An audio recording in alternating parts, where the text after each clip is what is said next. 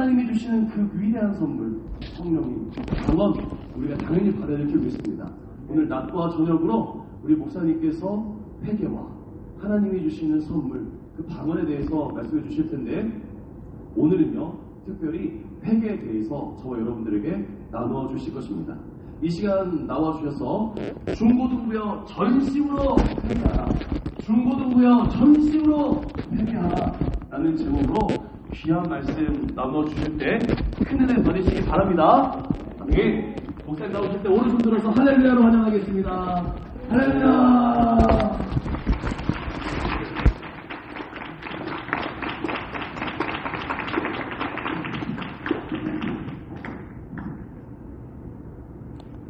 네, 반갑습니다. 스탠드를 조금 내리겠습니다. 이름은 장군이지만 키가 장군처럼 크질 않아가지고 스탠드를 조금 내리고 하도록 하겠습니다. 혹시 PPT가 될까요? 네, 감사합니다. 저는 평택에서 올라온 김장군 목사라고 합니다. 예, 한 번 들으면 웬만한 분들은 잊어버리지 않더라고요. 어릴 때는 놀림도 많이 당했는데, 지금은 오히려 주님 안에서 의대로운 이름이 되었습니다. 방금 여러분 찬양하고 또 전도사님이 기도해 주시는데, 어떤 마음이 가깝게 드냐면, 하나님이 여러분을 정말 사랑하신다. 여러분들 중에 아마 대다수는, 어릴 때부터 교회에서 신앙생활을 해온 것으로 제가 들었습니다. 그런데 제가 생각하기에는 여러분들 중에 흘려온 분들도 몇 분 계실 것 같고, 또 어릴 때부터 교회에 와서 신앙생활을 했지만 정말 하나님을 만나지 못한, 또는 진실된 회개를 하지 못한 친구들도 또는 많이 있을 것이라고 저는 생각합니다. 그래서 오늘은 중고등부여 전심으로 회개하라 라는 제목으로 함께 말씀을 나누고자 하는데요. 본문 말씀 먼저 한번 보도록 하겠습니다. 이게 마우스가 저기 올라와 있어서 넘어가지 않는 것 같아요.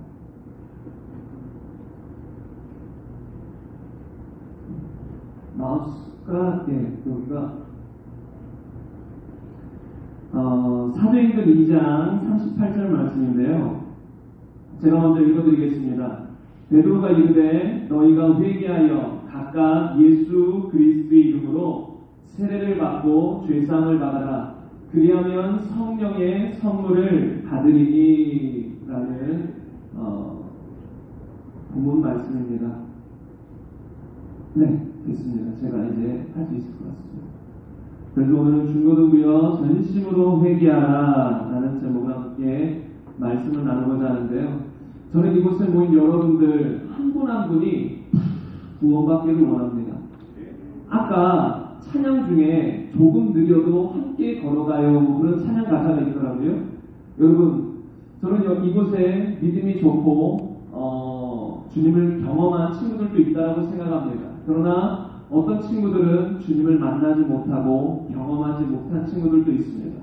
여러분, 그리고 겉으로는 잘 모릅니다. 여러분들 중에서는 부모님이 장로님이고 권사님이고 심지어 목사님, 전도사님이 친구들도 혹여나 있을 수 있습니다. 그런데요, 부모님이 아무리 목사님이어도 장로님이어도 신앙은 개인이에요. 그래서 이 중에는 구원받은 친구들도 있겠지만, 또는 회개한 친구들도 있겠지만 회개하지 않은 친구들도 있다는 거예요. 하나님은 그 한 영혼 한 영혼을 너무나 사랑하십니다.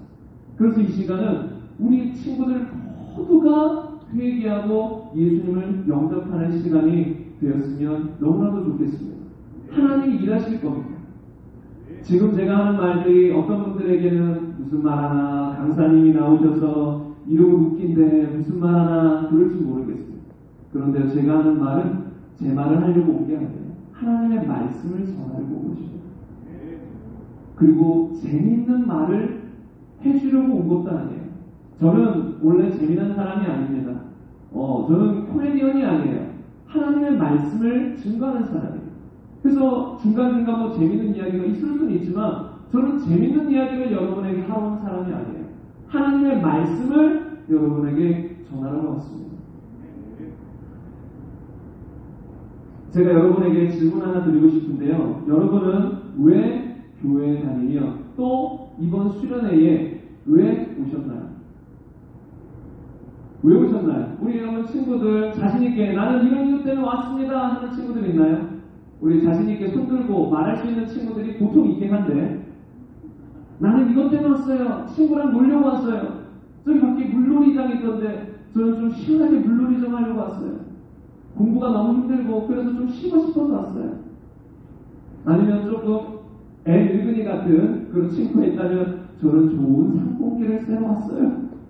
뭐 이런 친구들도 있을 수 있겠죠. 여러분은 왜 오셨습니까? 왜 이곳에 오셨나는 거예요? 그렇다면 제가 이곳에 온 이유는 뭘까요? 여러분은 다양한 이유로 이곳에 왔겠지만 제가 이곳에 온 이유는 한번 말씀 같이 읽었으면 좋겠습니다. 마태복음 1장 21절 말씀인데요. 함께 읽겠습니다. 아들을 낳으리니 이름을 예수라 하라. 이는 그가 자기 백성을 그들의 죄에서 구원할 자이심이라 하니라. 아멘.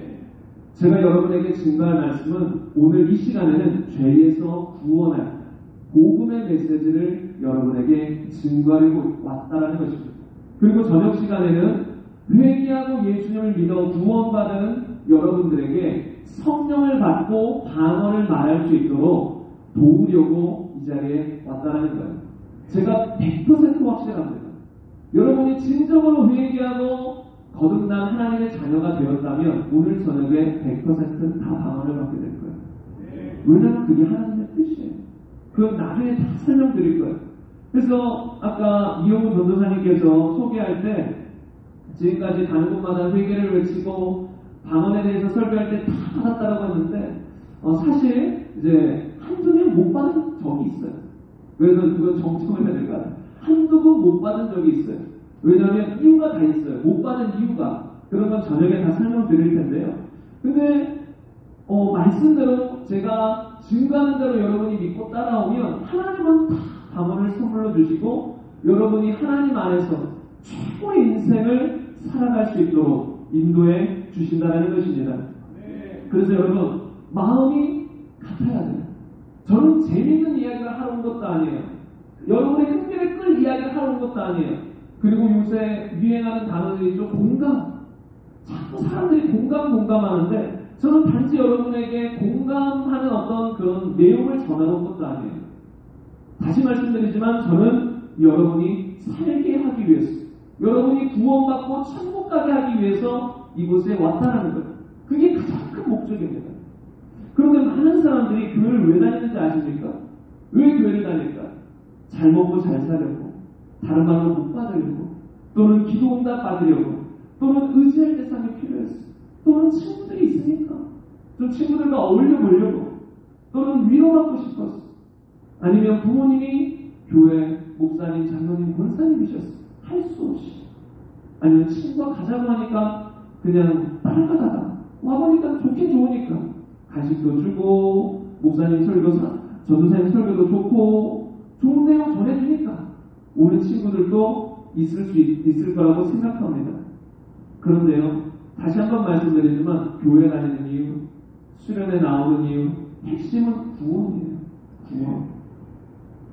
여러분 성경에 보면 우리 인생을 안개와 같다라고 표현합니다. 여러분 시절에는 그 의미를 깊이 깨닫기는 쉽진 않아요. 그런데요, 하나님의 은혜를 주시면 여러분 시기에서도 깨달을 수 있어요. 저는 모태신앙이지만 고등학교 때 제대로 주님을 만났습니다. 그리고 그때부터 느꼈던 게 뭐냐면 인생의 허무함이에요. 인생이 너무 허무하다.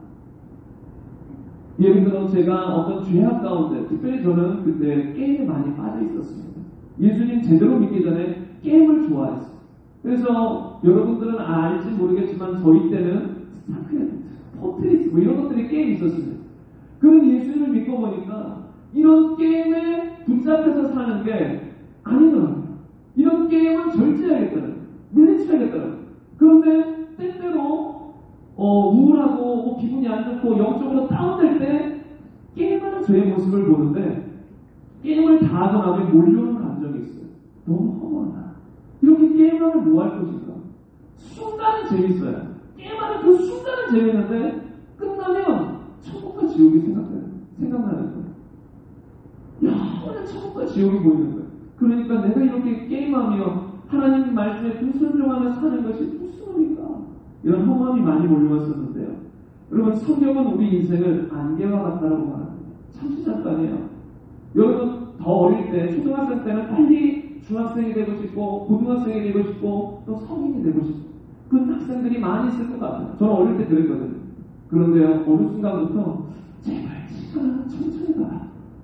어느 순간부터 깜짝할 사이 1년, 2년, 10년이 확 지나가버려요. 확이 없어요. 여러분은 공부하느라 제발 이 시기가 지났으면 좋겠다. 제발 이 시기가 지나서 자유롭게 내 편한 대로 대학도 다니고 직장 생활도 하고 살았으면 좋겠다. 그런 생각을 가질 수도 있어요. 그런데요, 진짜 너무 깜짝할 사이. 어느 순간 여러분 중학생이 되어 있잖아요. 어느 순간 여러분 고등학생이 되어 있잖아요. 어느 순간 여러분은 흰머리가 난 할머니, 할아버지가 되어 있을 겁니다.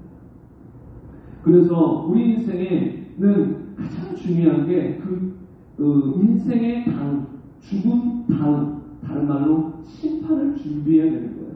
성경은 한 번 죽는 것은 사람에게 정해진 것이고 그 후에는 심판이 있다라고 했습니다. 여러분이 지금 이런 말을 듣든지 안 듣든지 믿든지 안 믿든지 여러분은 다 심판을 받게 됩니다. 한 명도 예외가 없습니다. 성경은 분명히 경고합니다. 사람이 행한 대로 갑니다.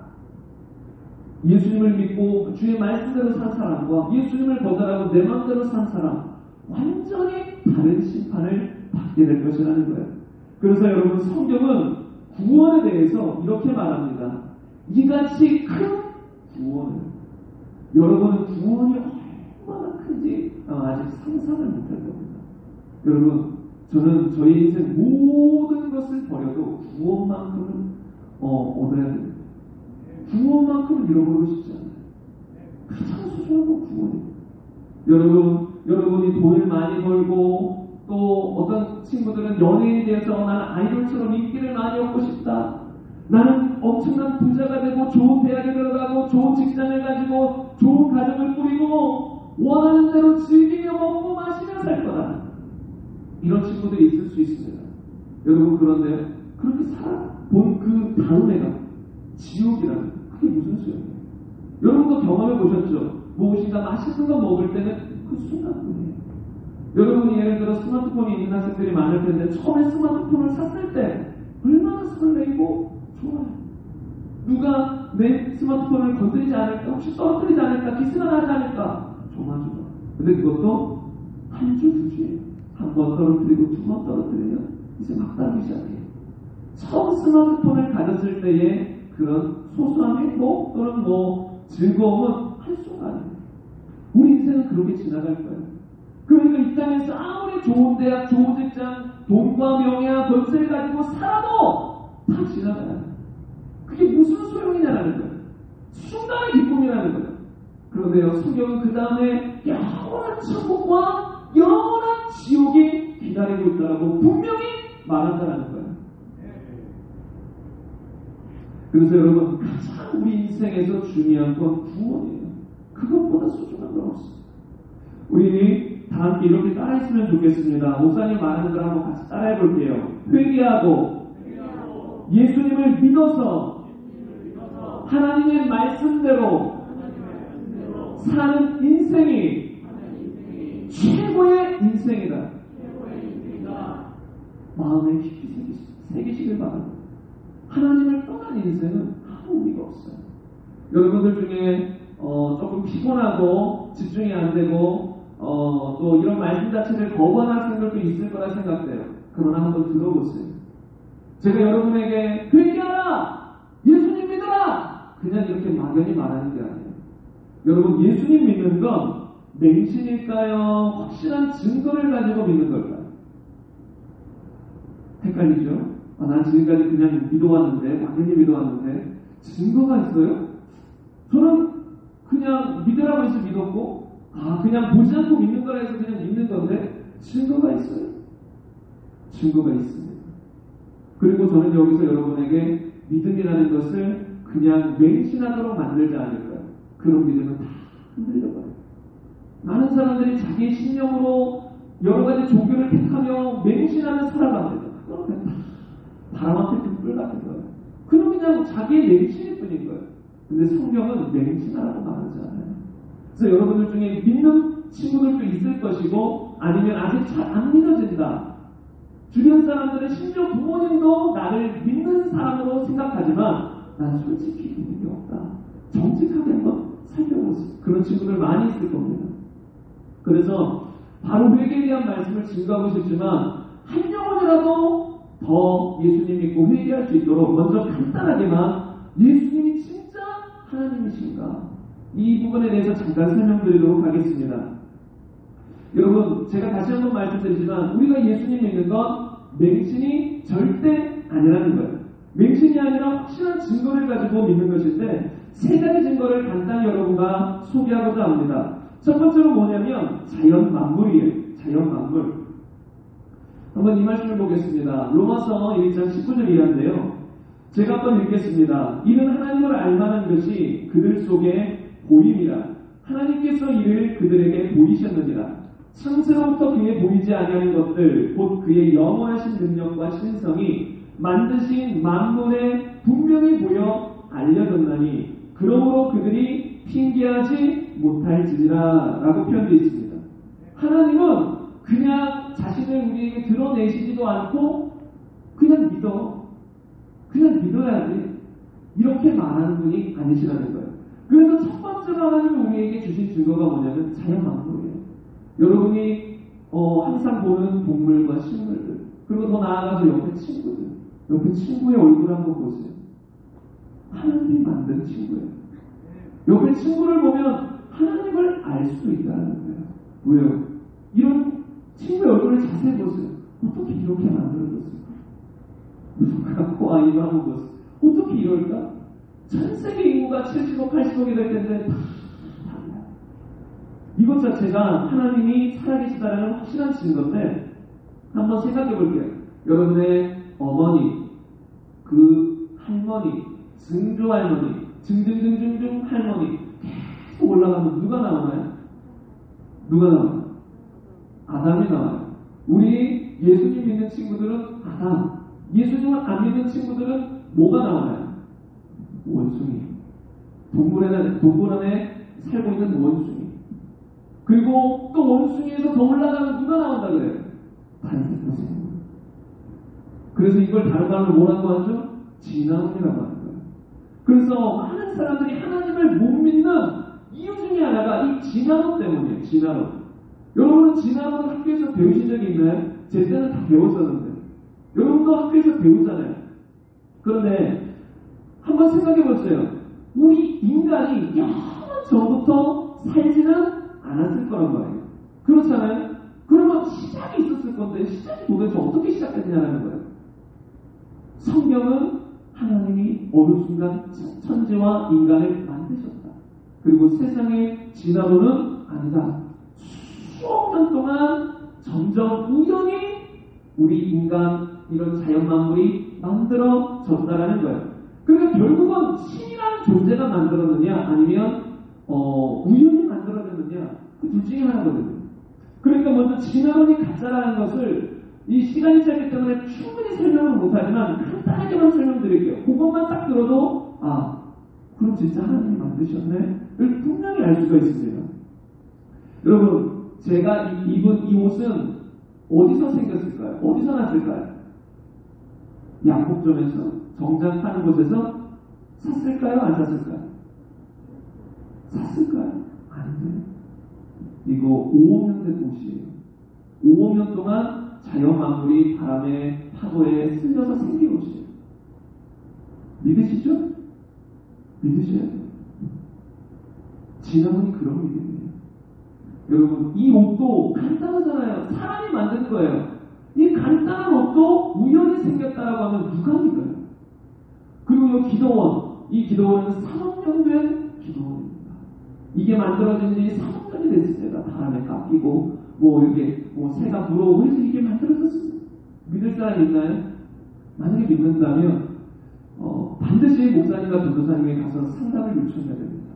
상당한 관심과 보호가 필요하고 말도 안 되는 얘기죠. 누가 이 기도원을 사람이 아니라 자연 만물이 만들었다고 생각하겠어요. 말도 안 됩니다. 그런데요, 이 기도원보다 정장보다 수만 배, 수천 배, 수억 배 복잡한 것이 자연 만물이에요.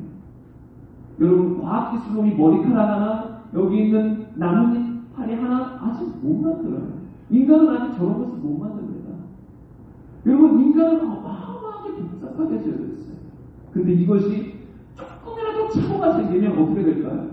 우리는 못 살아요. 혈관이 온몸을 제대로 돌아야 되는데 혈관이 하는 순간 튀어나왔어요. 한 개가 옷 밖으로. 그거 어떻게 돼요? 피가 돌다가 피가 다 나와버려요. 살 수가 없는 거예요. 모든 게 정교하게 만들어졌어요. 근데 이게 무슨 만들어졌다. 거기서부터 벌써 지나가는 가짜고요.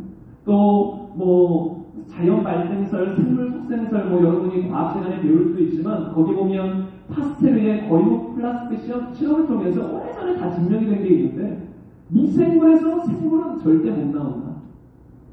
그러니까 이 미생물도 미생물의 부모가 있어야 자식이 태어나지 아무 미생물도 없는 상태에서 가만히 놔뒀는데 어떤 새로운 미생물이 태어나더라. 그런 것은 없다라는 거예요. 그리고 유전공학적인 증거도 있습니다. 요새는 유전공학이 워낙 발전돼서 진화론을 믿는 사람들은 점점 없어지고 있어요. 왜냐하면 여러분 한번 예를 들어보겠습니다. 이 한국과 중국과 일본이 있습니다. 여러분, 한국은 자꾸 중국과 일본을 싫어하는데 중국의 공산주의 사상을 싫어할지라도 그 사람들은 사랑해줘야 되는 거예요. 사랑해야 되는 거예요. 일본도 과거에 그거는 잘못됐지만 일본의 영혼들은 사람들은 사랑해야 되는 거예요. 근데 중국과 일본과 한국에 칼을 잘 쓰는 사람들이 모였어요. 그래서 어떤 파리를 보고 이걸 한번 잘라보자. 누가 가장 칼을 잘 쓰는지 저 파리를 자르는 것으로 보고 자르는 것으로 결판을 내보자 했어요. 그래서 중국의 어떤 이 칼자리가 큰 칼을 들고 내려쳤어요. 어떻게 됐을까요? 파리가 두 동강이 났어요. 그래서 모든 사람들이 환호성을 치죠. 날아가는 파리를 두 동강 냈습니다. 그런데 일본 사람이 피식 웃으면서 이 사무라이라고 말하죠. 칼을 좀 얄쌍한 칼을 들고 두 번을 휘둘러요. 그러니까 팔이 뚝 떨어져요. 그런데 살았어요. 어떻게 됐을까요? 날개는 짧아요. 양날개는 짧아요. 팔이 길어나요. 근데 이제 마지막으로 한국 사람이 웃으면서 나오는 거예요. 별거 아니고. 하면서 조그만 칼을 들고 나타난 거예요. 그래서 보시오 하면서 착착 하는 거예요. 그런데 사람들이 비웃기 시작해요. 팔이가 죽지 않았어요. 떨어지지도 않았어요. 그랬더니 한국의 대표가 뭐라고 하냐면 그 파리를 잡아보세요.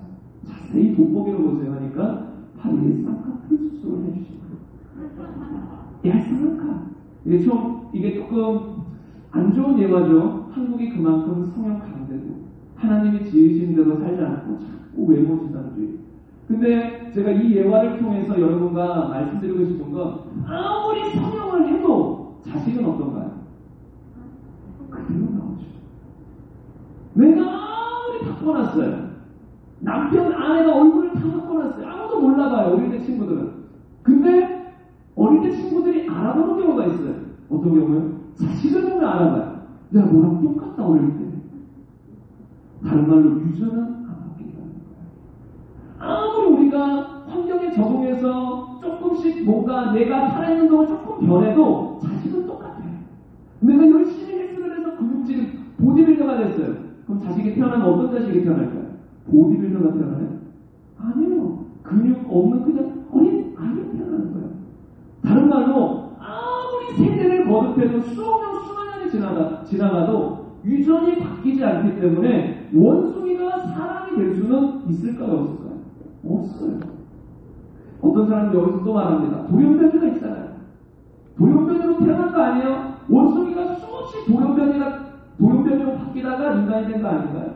그런데요, 돌연변이 실험이 지금 이 시대에도 많이 행해지고 있거든요. 그 중에 족파리를 가지고 한 돌연변이 실험이 가장 많대요. 그런데 아무리 돌연변이 실험을 해도 족파리의 크기, 생김새, 색깔을 변화시켜도 족파리를 잠자리로 바꾸거나 족파리를 다른 생물로 바꿀 수는 없다는 거예요. 다른 말로 유전학적으로 다른 종류로 바뀌는 건 불가능하다는 거예요. 그래서 성경은 이렇게 말하죠. 하나님이 땅의 짐승을 그 종류대로, 가축을 그 종류대로, 땅에 기는 모든 것을 그 종류대로 만드셨다. 우연히 모든 게 진화돼서 만들어진 게 아니라 처음부터 그 종류대로 만든 거예요. 그래서 그 종류는 절대로 바뀌지 않아요.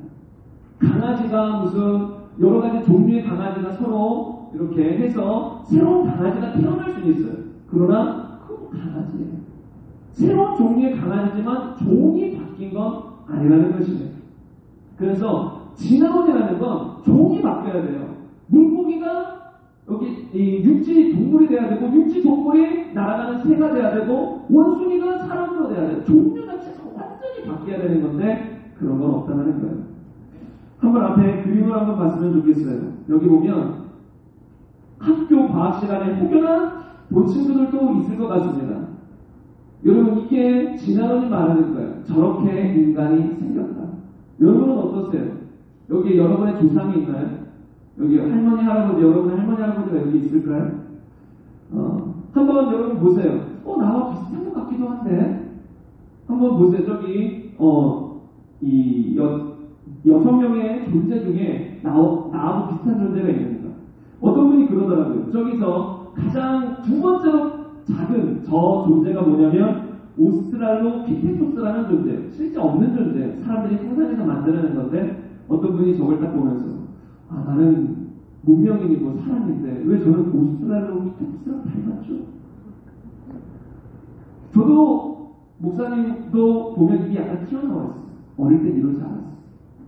그런데 이제 어릴 때부터 좀 비염이 있어가지고 입을 벌리고 지냈어요. 그러다 보니까 이게 혀가 이빨을 밀고 하다 보니 이렇게 돌출이게 되기도 한대요. 그리고 입술이 두꺼워지기도 한대요. 그렇다고 제가 오스트랄로피테쿠스는 아니라는 거예요.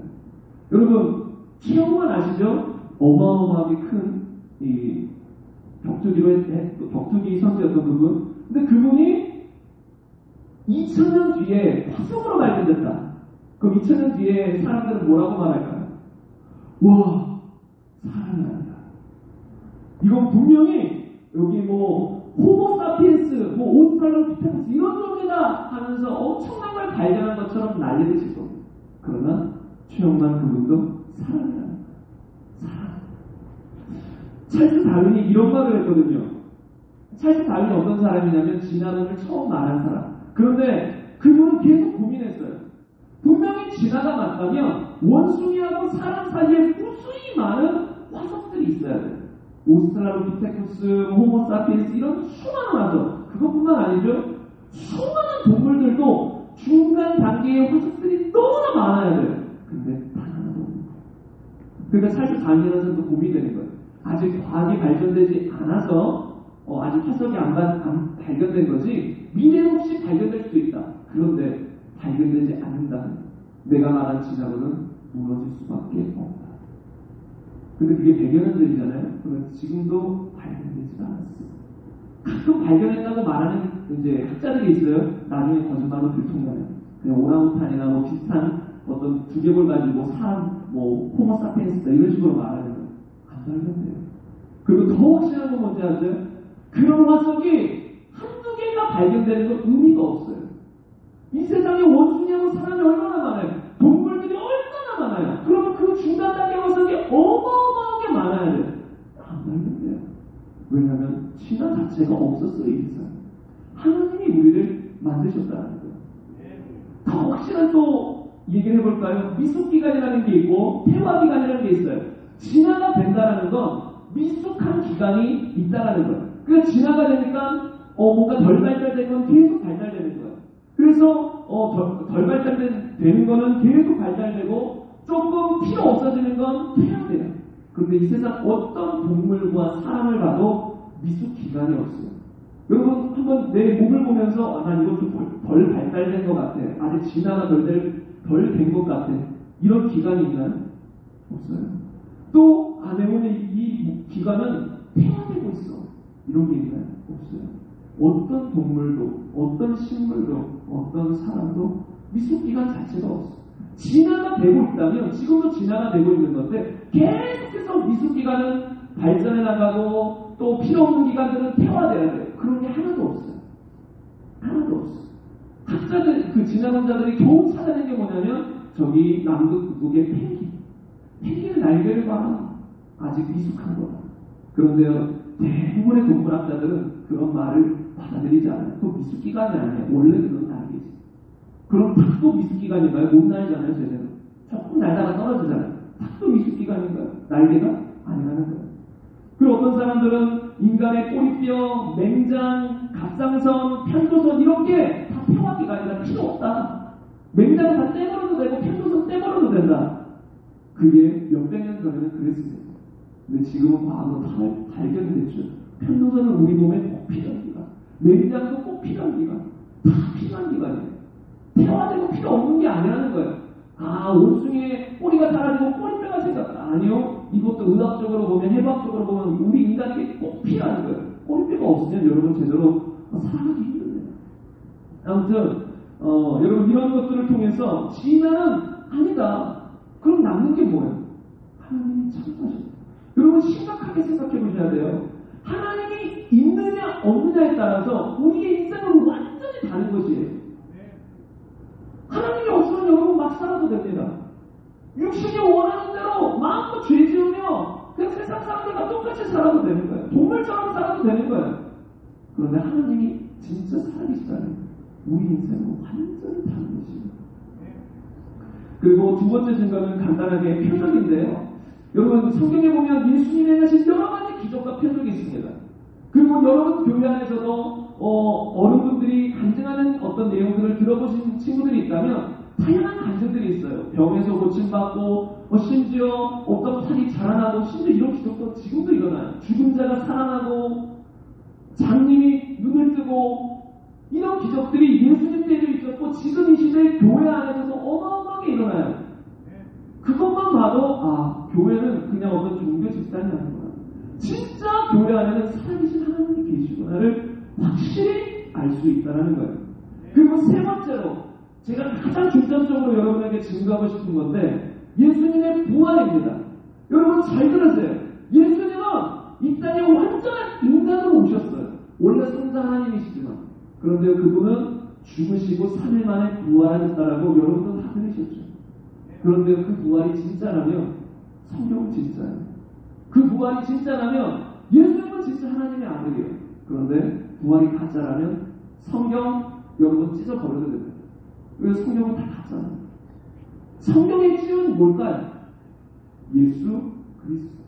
성경의 핵심은 예수님에 대해서 말하는 건데 예수님의 부활이 거짓이다. 그럼 성경은 끝난 거예요. 가짜예요.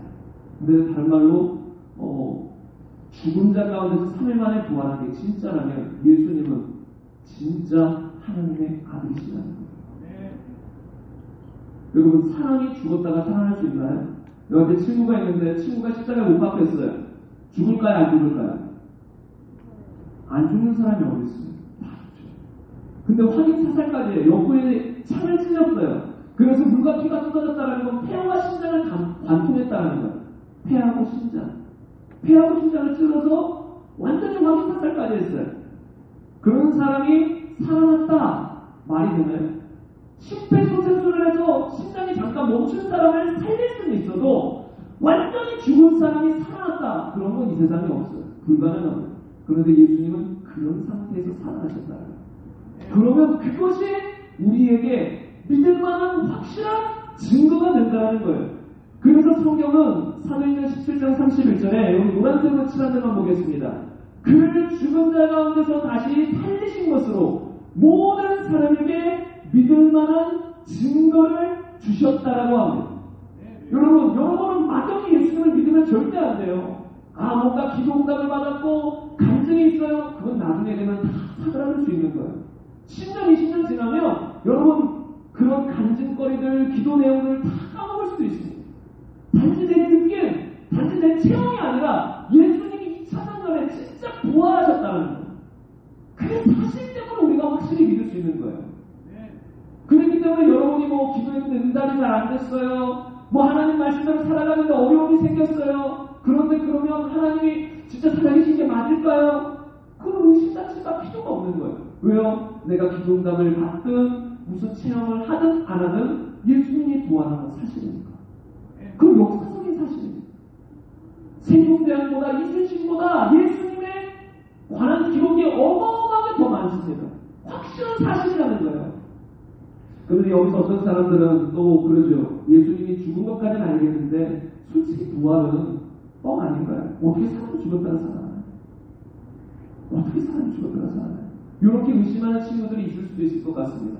그런데요, 여러분, 이 예수님의 존재에 대해서는 누구나 세상 모든 사람이 동의하지만 딱 달라지는 게 부활이에요. 예수님이 죽은 거는 다 인정해요. 세상 모든 사람. 근데 부활은 안 인정해요. 왜요? 부활을 인정하는 순간 예수님은 진짜 하나님이시구나. 이걸 인정하는 수밖에 없기 때문에. 그럼 예수님의 부활이 진짜인지 가짜인지 어떻게 할까요? 첫째로는 말씀을 들으면서 성령이 얼마 안에서 가르쳐주세요. 믿을 수 있도록 도와주세요.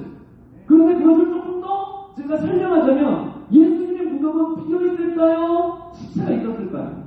비었어요. 왜 부활했습니까? 또 제자들은 그런 예수님을 위해서 조금 따라가다가 부인하고 도망갔을까요? 아니면 목숨까지 버렸을까요? 목숨까지 버리면서 예수님을 따라갔습니다. 여러분 잘 생각해 보세요. 예수님이 살아계실 때 나는 너희를 위해서 죽고 부활할 것이다라는 걸 3번이나 성경상으로 말씀하셨어요. 그런데 예수님이 죽으시려고 붙잡혀 가실 때 어떻게 됐나요? 제자들은 다 도망가버렸어요. 3년 반 정도를 쫓아다닌 제자들, 무리를 걸었던 베드로를 포함해서 5명의 기적을 경험했던 그 제자들 다 도망가버렸어요. 그런데 갑자기 어느 순간 그 제자들이 돌변해요. 그래서 예수님을 위해서 자신의 목숨도 아끼지 않고 살아가는 사람으로 변화돼요. 왜 그럴까요? 무리를 걷는 기적을 행해서 도망갔던 베드로인데 어떤 일이 있었길래 그들이 인생을 걸었을까요? 예수님께. 그 중간에 뭐가 있었냐면 예수님이 부활하신 사건이 있어요. 요한복음 2장 22절을 보면 예수님이 부활하신 후에야 제자들이 예수님이 하신 말씀을 믿었다 하고 있어요. 기적을 경험해도 뭔가 부족했던 거예요. 맞긴 맞는데 그러면 하나님의 아들인데 저렇게 맥없이 죽는다고? 하나님의 아들이 죽어? 비참하게? 그때 많은 사람의 믿음이 좌절됐을 겁니다. 내가 그토록 믿던 예수님 하나님의 아들인 줄 알았는데 너무 초라하게 죽는 거예요. 그래서 그때 많은 사람들이 예수님을 부인하고 떠났어요. 그런데 3일 만에 부활하신 모습을 제자들을 포함해서 500여의 사람들이 다 봤어요. 그 사람들은 딱 한 가지 생각밖에 없어요. 이분은 진짜 사람이 아니구나. 진짜 하나님 아들이시구나. 그 다음부터 어떻게 산지 아십니까? 인생을 주님 앞에 드리면서 살았어요. 조금 이따 나누겠지만 여러분 예수님 믿는 거 인생을 드리는 거예요. 선교사님만, 목사님만, 전도사님만 인생 드리는 게 아니에요. 예수님 믿는다는 것 자체가 예수님을 나의 왕으로 믿는 것이에요. 내 인생을 드린다는 거예요. 그런데 여러분들 중에 예수님께 인생 드린 사람들이 있습니까? 인생을 드린 분들도 혹시 있을 수 있습니다. 근데 여러분이 예수님께 인생을 드린 사람이 아니라면 나는 살아도 주를 위해 죽어도 주를 위해 삽니다. 예수님이 내 인생의 주인입니다. 라고 여러분이 고백할 수 없다면 여러분은 구원받은 사람이 아닙니다. 그건 성경이 분명히 말합니다. 여러분 제자들이 바볼까요? 어떤 사람들은 말하죠. 제자들이 시체를 훔쳐갔다. 그리고 예수님 부활했다고 뻥쳤다. 이렇게 말합니다. 그런데 제자들이 바보예요. 두려워서 도망갔던 제자들이 갑자기 뭐가 정신이 어떻게 돼가지고 부활하지도 않는 예수님을 숨겨놓고 시체를 숨겨놓고 예수님 부활했어! 이렇게 돌아다니는 사람이 어디 있어요? 그런다고 누가 인정도 안 해줘요. 그때 당시에 기독교는 이단이었어요. 거기서 유대인들에게 이단이었고 매맞고 쫓겨나고 심지어 순교한 죽음의 위험까지 있었다는 거예요. 아무 이득이 없어요. 예수님 믿는다고 그때 당시에. 그런데 뭐 때문에 예수님이 부활했다고 증거하며 돌아다니는 거예요? 거짓말로 그렇게 하는 사람이 있을까요? 거짓말로 자신의 목숨까지 버리면서 예수님을 증거할 사람이 어디 있어요? 본인들이 보지도 못했으면서 예수님이 부활한 걸 보지도 못했으면서 예수님이 부활했어! 그러다가 돌 맞고 그러다가 칼이 찔리고 이런